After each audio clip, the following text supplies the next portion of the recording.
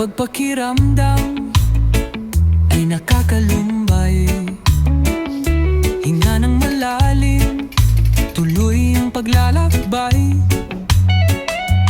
Ang biyaya ay darating, huwag mag-alala. Kahit gaano kahirap may